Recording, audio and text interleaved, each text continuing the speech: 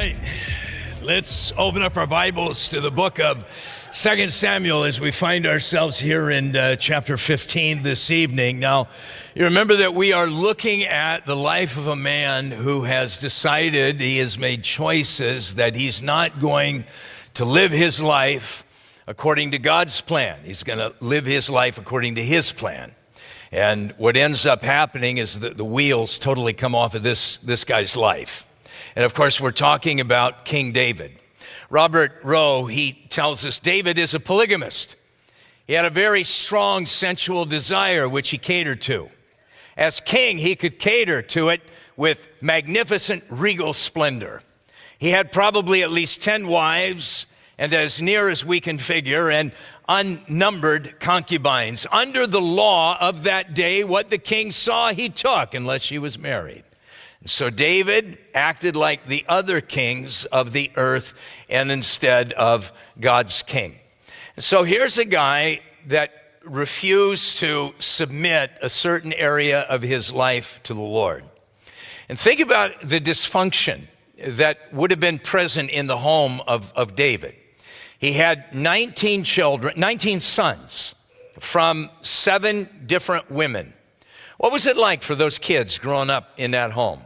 What would it be like for you to see your dad shows up every once in a while, uses your mom as a piece of meat, and then moves on to the next woman? Imagine the insecurity. Imagine the jealousy that would have been present. You can well understand why these kids, some of them, were just at each other's throat. And so here's a guy, he's made these choices, and of course, some of these kids are under the impression that they deserve the throne.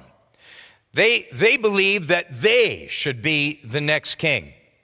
Now, for whatever reason, the Lord very early on told David who was to be king. And we read in 2 Chronicles in chapter 22, the Lord says to David, "Behold, a son shall be born unto you who shall be a man of rest. And I will give him rest from all of his enemies all around. His name shall be Solomon. For I will give peace and quietness to Israel in his days." Now, what we have in David is that we have a man who is paralyzed to make the hard choices and the hard call in his family. We have a man who has no moral authority to say the hard things to his sons that need to be said.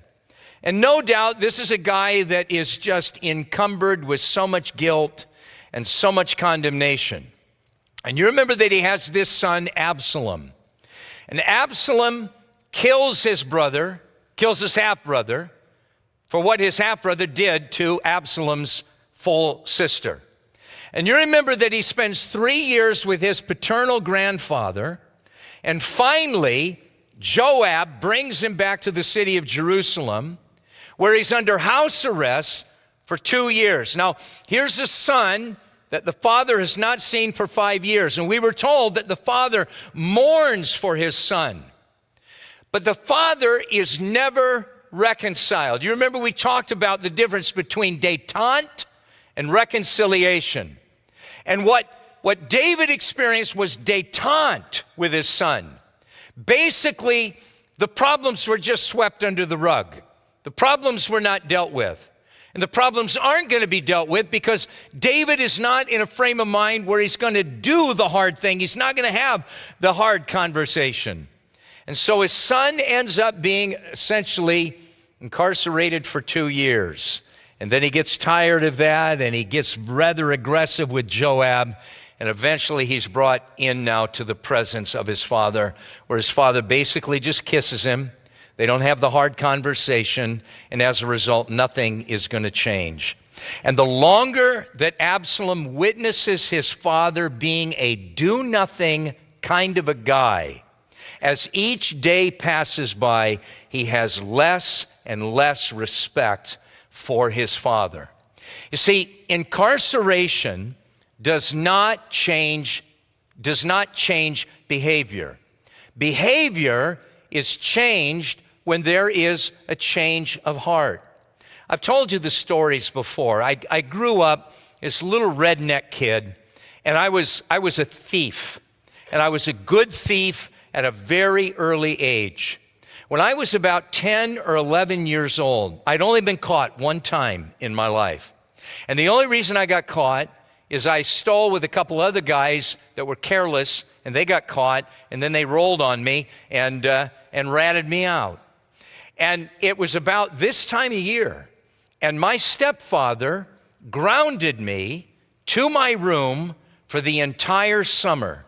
No radio, no toys, no books, no anything. I sat on my bed for an entire summer in solitary confinement. But you know what? It didn't change my heart.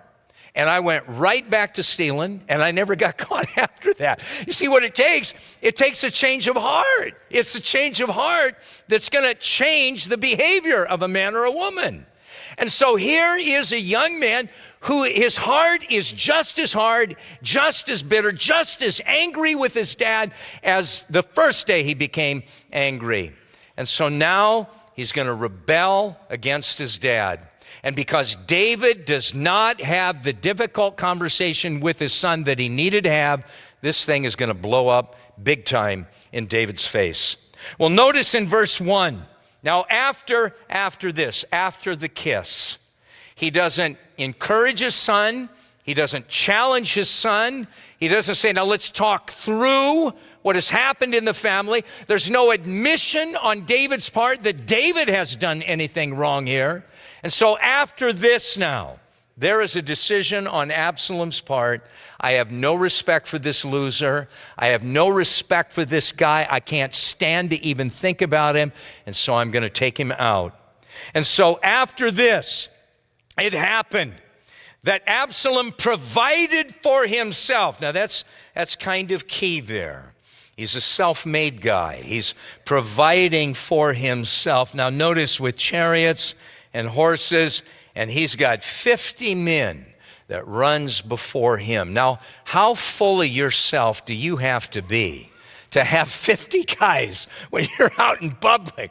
They're out there running in front of your chariot saying, here comes Absalom, here comes the great Absalom. Now, all of this is for image. Now, again, he is a typical politician. He is all image, and there is no substance in this young man whatsoever. He's marketing himself. Now let's notice how he markets himself. Notice the image that he puts out in front of the children of Israel. You'll notice in verse 2 and 3 that he criticizes his father's administration publicly. He goes out to the gate of the city. Now, the gate of the city is where lawsuits would be dealt with, problems in the community would be dealt with. Now, for whatever reason, David, his mind is in 1,000 other places rather than running the country. And I would imagine that David's administration was really struggling to kind of keep up with things. And so here we have him going to the gate of the city. And, you know, people are there. They've got problems. They've got issues that they need settled. And so here is Absalom at the gate of the city saying, well, you know, golly, you know, I guess Dad's just a little too busy for you. I guess, you know, he's got better things to do than to really run the country. Now, when you find yourself criticizing someone or something publicly, understand that you are walking the path of Absalom. And the path that Absalom is on is not going to lead to a good place. Do you find yourself being critical of a person? Do you find yourself being critical of an organization? And rather than following the commandment of God that if you have aught against your brother or sister, you go to them personally, you go to them privately, and you try and work it out behind closed doors. But you see, that's not going to bring about the desire of Absalom. Absalom is not looking for the relationship to get better. He's looking at burning the relationship down to the ground so that he can take over. You'll notice in verse 4 that he promises to be a better ruler. Gee, if only if I had the authority, look, you've got a solid lawsuit here. I mean, your case is rock solid, and I wish that I could be judge, because I would certainly vote in your favor. Notice in verse 5 that he used personal charm. He uses flattery to gain support. People come up to pay him homage because, after all, he is the prince. And no, don't bow before. Gee, I'm just a guy here, all right? And so people then were thinking about how great of a guy he was. And you'll notice in verse 6 that he exalts himself over David. Notice that we're told there that he stole the hearts of the people. Matthew Henry, he tells us this: those who are commonly most ambitious of preferment are least fit for it. The best qualified are those who lack self-confidence. It's interesting, Warren Wiersbe said David had won the hearts of the people through sacrifice and service, but Absalom did it the easy way and the modern way, by manufacturing an image of himself that people couldn't resist. David was a hero. Absalom was only a celebrity. Now, you remember that David was drugged to the throne. Over and over again, David had opportunity where he could have taken the throne. God put Saul on a silver platter in front of David, but David refused to exalt himself. David refused to take something unless he knew absolutely certain that God had given it to him. And now we notice this young man here.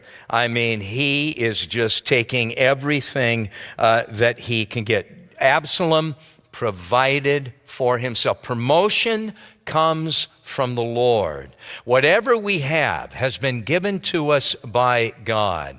And so Absalom is a thief, if you will, and he is taking something that doesn't belong to him. Now, he comes up to David, and he asks David if he could go to Hebron. Now, you remember he asked David, hey, can I go and have this worship service and make sure that my brother comes? You would think that David would be a little suspicious anytime Absalom asked to go anywhere.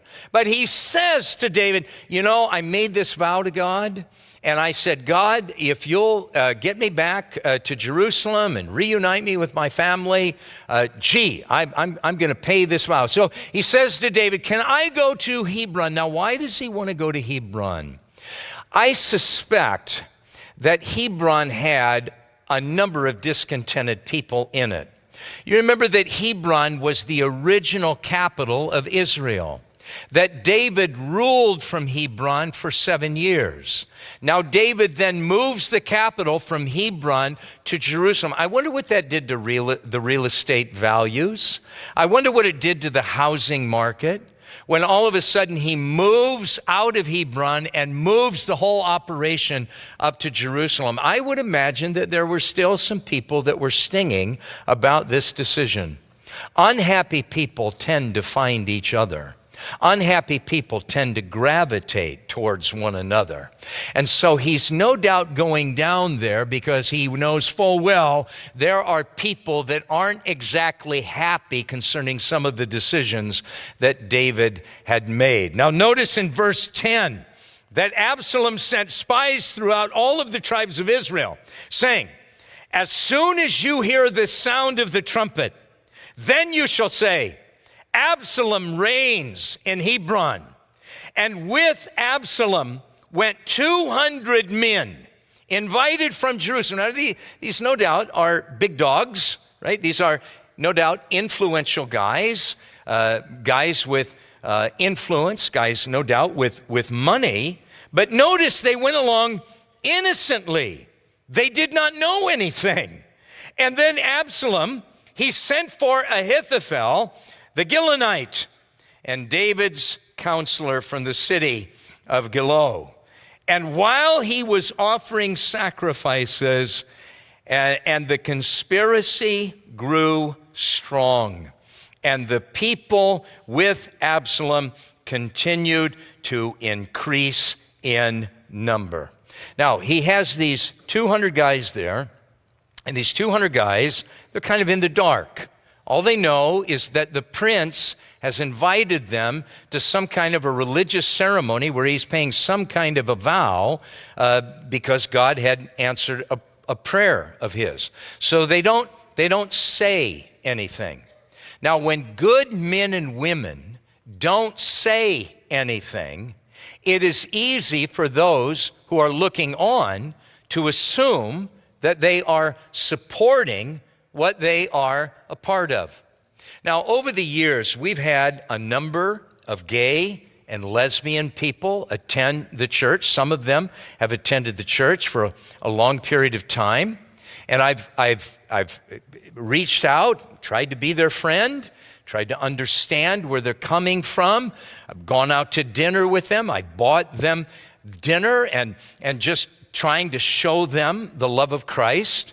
But there always comes a point where I have to say to them, now, please don't misinterpret my friendship or this olive branch that I'm offering to you as condoning your behavior. You must understand that the Word of God condemns the way that you express yourself sexually. And at the end of the day, I have to side with the authority of the Word of God. But I want you to know that the Lord loves you, and I love you, and I want to see God do a wonderful work of setting you free and putting you on a healthy path in life. But these guys now, they don't know anything at all, and so they just keep shut up. Now, notice that we're told here that David's counselor, this man by the name of Ahithophel, has now joined the conspiracy. Now, Ahithophel is a man, he's a wise man, as we're going to see here in just a moment. He's a wise man, but he is a man who underestimates the power of bitterness. And please listen to me. Here is a guy, he is the grandfather of Bathsheba. He's not a stupid guy. I would imagine that very early on, this guy had connected the dots. And he realized that an old man had taken advantage of his young granddaughter.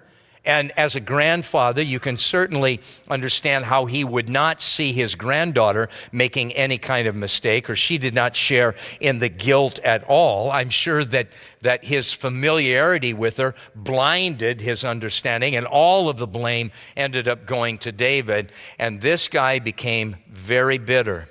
And his bitterness is going to end up destroying his life. Listen to me.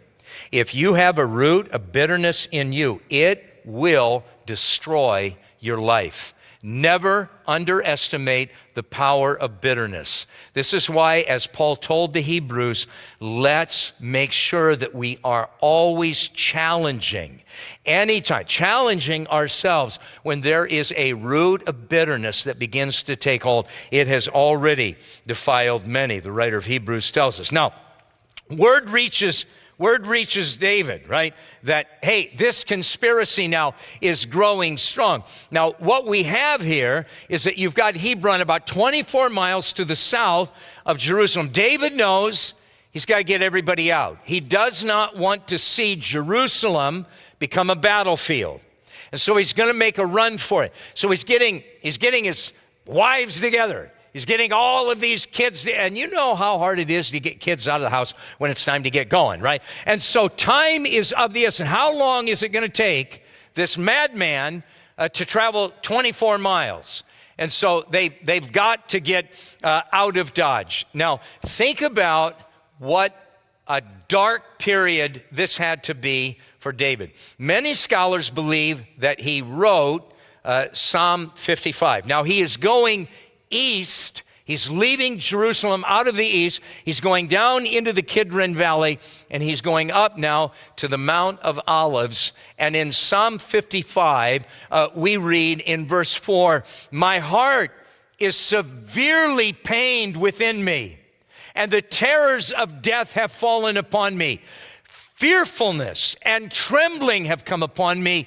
A horror has overwhelmed me." Right? It's not a Philistine that's knifing him in the back. It's not a Moabite that's doing the damage. It is his own son. How would you feel as a parent that your own child is knifing you in the back? And so he flees now, and as he's fleeing, and he's on the side of the Mount of Olives, and again, what a foreshadowing of his son, the Lord Jesus Christ, that on the night of his betrayal, when he was betrayed by one of his own, and there he is in darkness, the bitter pain that he felt there in the Garden of Gethsemane.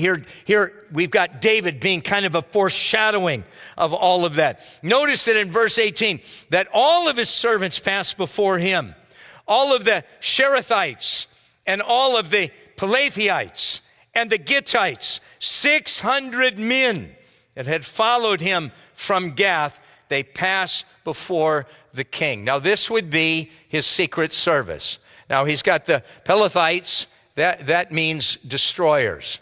The Cherethites, it means the executioners. And the Gittites, it means those who belong to Gath. We're talking about probably several thousand that made up his private security detail.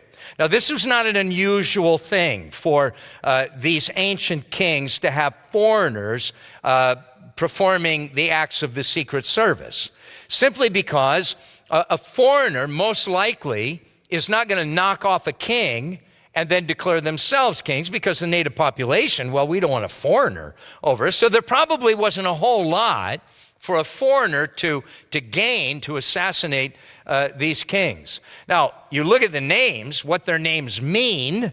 I'm assuming you didn't want to mess with these guys, right? But we're only talking about just a few thousand of these guys. And what would they be before the national militia, where we're talking about tens of thousands? And so they recognize, David recognizes, I can't make a stand here. We've got to get out and see how this thing materializes. And so David says now to the leader, this guy by the name of Ittai, he says, you go home. Take your guys and you go back to Gath. And notice how he responds in verse 21. And Ittai answered the king and said, as the Lord lives, and as my lord the king lives, surely in whatever place my lord the king shall be, whether in death or in life, even there also your servant will be. And essentially he is saying, I ain't leaving. Now, isn't it interesting? David's son has become his enemy, and a Philistine here has become his great friend. Good friends, intimate friends, are a great value to us. And you need to have this kind of friendship in your life. You know, one of my favorite James Taylor songs is Fire and Rain. But about a year, now by the way, little trivia, my wife's most hated song is a James Taylor song, Handyman. All right, so if you're ever playing Pastor Wives Trivia, that's the answer to her least favorite song. But about a year after that, he wrote, You Got a Friend. And it said, you just call out my name. And you know, wherever I am, I'll come running. Oh yeah, baby, to see you again. Winter, spring, summer, or fall, all you got to do is call and I'll be there. Yeah. You've got a friend. You need a friend, right? You have acquaintances. You have casual friends. You have good friends. But you need an intimate friend. You need that person like Ittai, who will say to you in your darkest moment, hey bro, hey sis, I am with you and I'm going to stand here, and if it is your death or if it is your life, it doesn't matter to me. I am with you. I'm always suspicious of people that don't have those kinds of friends. I'm always suspicious of people that really don't have any friends at all. Because the Bible tells us that if we want a friend, we must show ourselves friendly. If you want an intimate friend in your life, like this dude here, then you've got to be that kind of friend to other people. And if you're not that to other people, then you shouldn't expect that it's going to be coming your way as well. And so this guy says, hey man, I am in this through thick and thin. So as he continues up the hill, you'll notice that the priests show up, and the priests show up with the Ark of the Covenant. But David says to them, hey guys, turn around, you go back into the city. I want you to be my eyes, and I want you to be my ears there. I trust in God. I don't need to trust in a piece of religious furniture. You go back and you stay there. And if there is something that I need to know, if you've got news that I really need to get a hold of, well, then you come out searching for me, and you're going to find me. Then he gets to the top of the hill, and he runs into this old dude by the name of Hushai. Now, Hushai is this aged counselor of David. Now, David is an old guy, but Hushai is really old. And David says to this guy, friend, I appreciate the sentiment. I appreciate that you want to be with me, but I'm telling you, you're not going to be help, all right? You're only going to slow me down. You're only going to be a burden. Now, here's what I want you to do. I want you to go back into the city. Now, why does he want him to go back into the city? Well, notice in verse 31, then someone said to David, told David, saying, Ahithophel is among the conspirators with Absalom. And David said, O Lord, I pray, turn the counsel of Ahithophel into foolishness. Now, this is devastating news for David, because if it was just Absalom, Absalom's a young guy. Young guy is going to be very careless. And David knows that he can take advantage of the carelessness of a young man.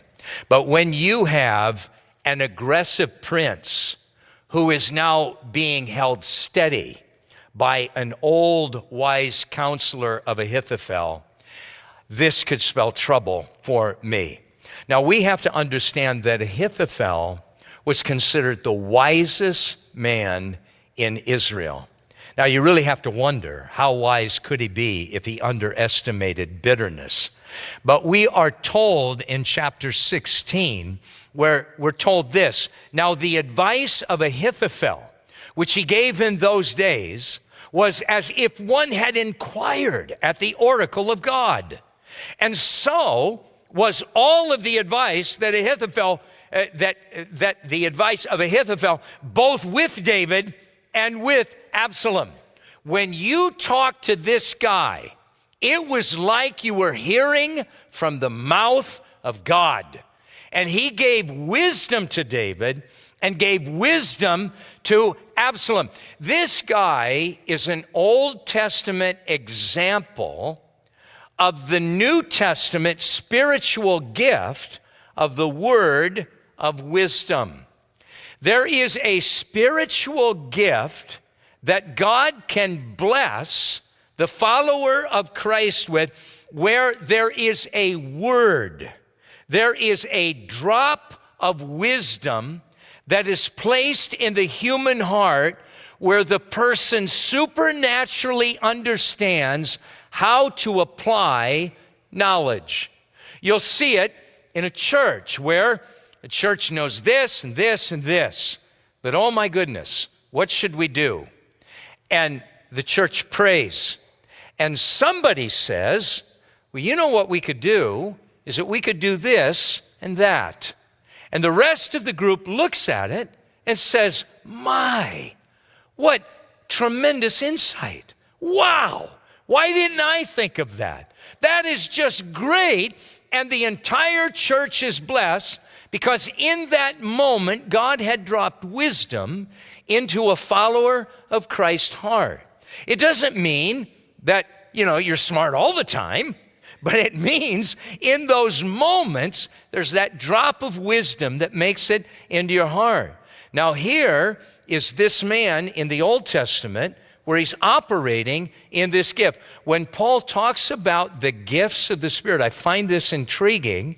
In chapter 12 of 1 Corinthians, he doesn't start out with tongues. He doesn't start out with the gifts of healings. He starts out with the word of wisdom. When he itemizes the gifts of the Spirit, beginning in verse 8, he says, "For to one is given the word of wisdom through the Spirit, and to another the word of knowledge through the same Spirit." The first two gifts, and they are such needed gifts in the body of Christ, is the word of wisdom and the word of knowledge. And it would appear that we've got this Old Testament version of the word of wisdom in the life of this man, Ahithophel. When you spoke to him, it was like you were hearing from God himself. And so David realizes, I got a real problem here. So notice what he does in verse 34. "But if you return," now he's talking to Hushai, "if you return, say to Absalom, I will be your servant, O king, as I was your father's servant previously. So I will now also be your servant, and then you may defeat the counsel of Ahithophel for me." And so this ends up being a real cliffhanger, doesn't it? Because David now has spies on the inside. He's got the Levites in there that are spying for him, and he has Hushai, who is there, who's got one job, and that job is that he is to be a counterweight to the counsel of Ahithophel, and we're going to discover that that's the very thing that takes place. Now, it's easy for us to look at David, and we can feel real sorry for him, can't we? Now, what happens is that you've got, in this red line, you now have the forces of Absalom making their way to Jerusalem, and they're going to take the capital city without firing a shot. And then we've got David. He's going to head up now to the northeast. He's going to go through Gilgal. He's going to cross over the Jordan River. He's eventually going to end up in the forest of Ephraim. And this is going to be kind of a key battle where we're going to see a very interesting thing happen to Absalom and his hair. Now, as we can see David, he's walking up the side of the Mount of Olives. He's devastated. His whole life has been turned upside down. And, we can look at that and we can feel sorry for him. But the reality is, this is the will of God. The reality is that God said this was going to happen. He said, you have destroyed another man's home. I'm going to destroy your home. And your enemies are going to be the very people who are living under your roof. This is all of God. This is God allowing a man who had sown to the wind to reap the whirlwind. And this is why you and I must never look at sin and think to ourselves, well, I'm going to do this. I know it's wrong. I know it's sin, but I'm going to do it because it's what I want to do, and I know that God will forgive me. Was David forgiven? Yeah, he was forgiven. But David's life turns into a hell on earth because he is reaping what he has sown. This is exactly what we are told, that look, be careful what you are sowing into your life. Sow seeds of righteousness so that you will reap a harvest of righteousness. Don't sow unrighteousness in your life because you end up with a very bitter harvest. These things were written for our learning so that we would not make the same dumb mistakes that David made. And so I think as we go to prayer, we need to be praying that God would give us an understanding of what our temptation, if given over to, will produce. And I think we also need to be praying that God would be keeping us from bitterness. And Father, we would ask that we would be reminded frequently of the story of David. Lord, a brother with so much talent, what a blessed calling on his life. Father, the miracles that were performed over the course of his life, but Father, there was a refusal to submit that area of his life that caused so much trouble. Lord, may we constantly put to death the appetites of our flesh. May we not seek to cheapen the grace of Jesus by thinking that we can just ask for forgiveness and then move on to our merry way. Lord, may we be reminded, shall we sin that grace may abound? Oh, God forbid. Help us, Lord, to sow righteousness that we might glean a wonderful harvest of righteousness. Lord, I pray for this wonderful congregation. Fill them, God, with your strength and use them to testify of the goodness of Jesus. For we ask these things in his name. Amen.